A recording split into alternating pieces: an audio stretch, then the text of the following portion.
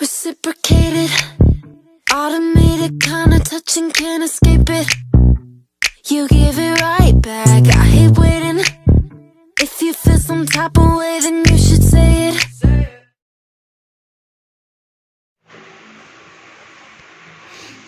Hello students, आज आप लोग का टॉपिक है ब्लाउ का विनिमयवादी परिप्रेक्ष्य, एक्सचेंज पर्सपेक्टिव ऑफ ब्लाउ।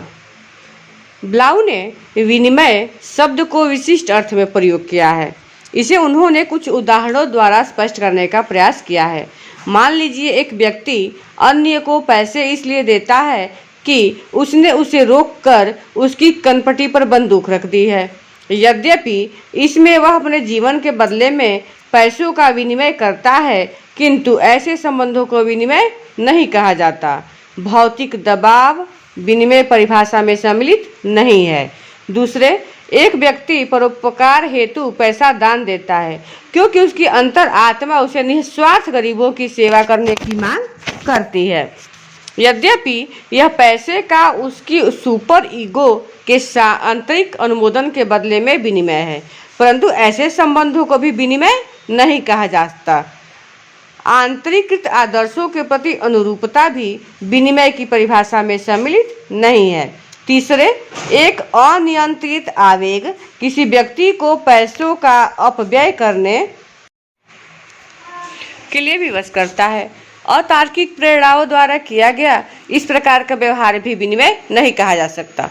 अंतिम, एक व्यक्ति भिखारियों को भिक्षा इसलिए देता है कि वह विशिष्टता कृतज्ञता के भाव से आनंदित होता है तथा उन्हें उस परिस्थिति में भिक्षा देना बंद कर देता है जिसमें भिखारी इस प्रकार के भाव प्रकट नहीं करते। यह अंतिम उदाहरण सामाजिक विनिमय को स्पष्ट करता है।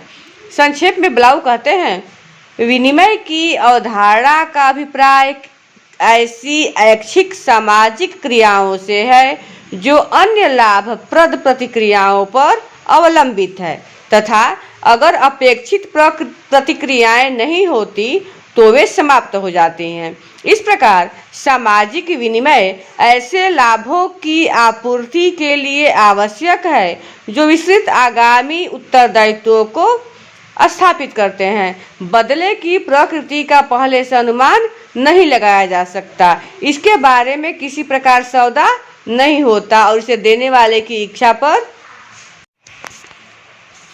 इच्छा छोड़ दिया जाता है। अतः विनिमय में सामाजिक दायित्व एक महत्वपूर्ण तत्व है। ब्लाउ ने सामाजिक जीवन को बाजार स्थल कहा है, जहाँ कुछ कर्ता कुछ पाने हेतु एक दूसरे से विनिमय करते हैं। इस प्रकार पारस्परिकता का आदर्श सामाजिक अंतरक्रिया तथा सामूहिक संरचना को चलाने वाली यंत्रावली का कार्य करता है। ब्लाउ के अनुसार मानव प्राणियों में अधिकांश पारितोषिकों का आधार अन्य मानव प्राणियों की क्रियाएं हैं। यौन सुख में उत्तेजना के अनुभव, प्रेम में संतोष, बौद्धिक उत्तेजना का आनंद प्राप्त करने, व्यावसायिक सम्मान प्राप्त करने अथवा एक सुखी वैवाहिक जीवन व्यतीत करने हेतु जैसे लक्ष्यों को प्राप्त करने के लिए एक व्यक्ति अन्य व्यक्तियों को कुछ विशिष्ट प्रकार से व्यवहार करने हेतु अभिप्रेरित करता है। यह तथ्य कि अधिकांश पुरस्कार सामाजिक अंतरक्रिया के माध्यम से ही प्राप्त किए जा सकते हैं, सामाजिक विनिमय के रूप में अंतरक्रिया के अवधारणीकरण का सार भाग है। विनिमय परिप्रेक्ष्य की मूलभूत मान्यता यह है कि व्यक्ति सामाजिक संबंधों में इसलिए बंधते हैं कि इनसे वे पुरस्कृत होते हैं। पुरस्कार आंतरिक, अंतर्भूत व बाहरी दोनों रूपों में हो सकते हैं। जब एक व्यक्ति अन्य व्यक्तियों से संबंधों के कारण लाभ प्राप्त करता है तो उस पर अन्य लोगों को बदले में कुछ लाभ देने का उत्तरदायित्व आ जाता है।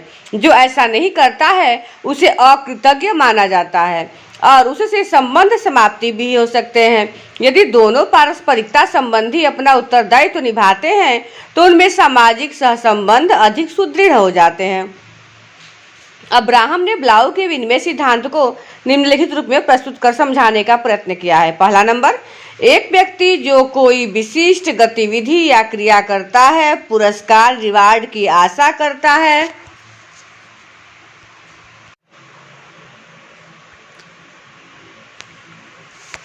दूसरा नंबर, गतिविधि के बदले में जितना मूल्यवान पुरस्कार वह प्राप्त करता है वह उस गतिविधि को उतना ही अधिक उत्सर्जित करता है।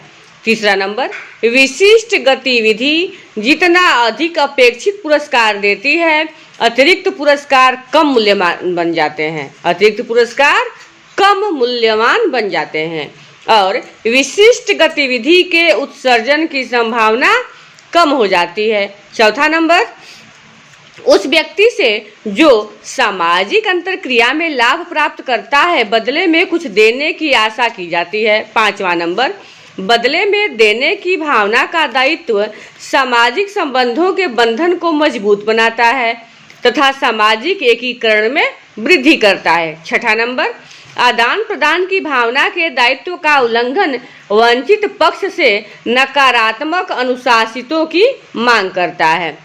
सामाजिक विनिमय आर्थिक विनिमय के समान एक औपचारिक अनुबंध नहीं है जो बदले में सुनिश्चित मात्रा की शर्त लगाता है। सामाजिक विनिमय में दायित्व अस्पष्ट होता है और वैयक्तिक दायित्व कृतज्ञता और विश्वास की भावनाएं विकसित करता है। ब्लाउ के अनुसार सामाजिक विनिमय को निम्नांकित दशाएं प्रभावित करती हैं। पहला है विकास की अवस्था, दूसरा है विनिमय पक्षों में संबंधों की प्रकृति, तीसरा लाभ की प्रकृति, चौथा लाभ पहुंचाने में व्यय हुई लागत तथा पांचवा नंबर सामाजिक संदर्भ जिसमें विनिमय होता है। ब्लाउ के अनुसार जो व्यक्ति अन्य व्यक्तियों की सेवाओं एवं आवश्यकताओं पर प्रभुत्व रखता है और जो उनके आदेशों से स्वतंत्र है, अन्यों पर शक्ति प्राप्त कर लेता है, उसकी आवश्यकताओं की पूर्ति उनके अनुपालन की शर्त बन जाती है। ब्लाउ का कथन है कि जैसे जैसे विनिमय संबंध अधिकाधिक विभेदीकृत होते जाते हैं, समाज के एकीकरण हेतु सामान्य मूल्य व आदर्श विकसित होने लगते हैं। अतः विनिमय संबंध समाज के एक प्रकार्यात्मक भी होते हैं, किंतु वह अपने विनिमय परिप्रेक्ष्य में द्वंद्वात्मक संघर्ष सिद्धांत के तत्वों को भी सम्मिलित करते हैं।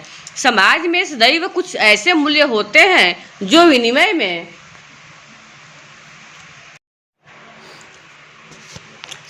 संस्थागत नहीं हो पाते। ये विरोधी मूल्य संस्थागत व्यवस्था में विरोध एवं असंतुलन उत्पन्न करते हैं। ब्लाउ का कथन है कि विनिमय सिद्धांत प्रत्यक्षतः आमने सामने के संबंधों फेस टू फेस रिलेशन से संबद्ध है, अतः इसके संस्थागत मूल्यों वाली जटिल संरचनाओं पर केंद्रित सैद्धांतिक नियमों द्वारा संपूरक बनाया जाना चाहिए। फिर भी जटिल संगठनों के अध्ययन में भी विनिमय सिद्धांत के योगदान की उपेक्षा नहीं की जा सकती है।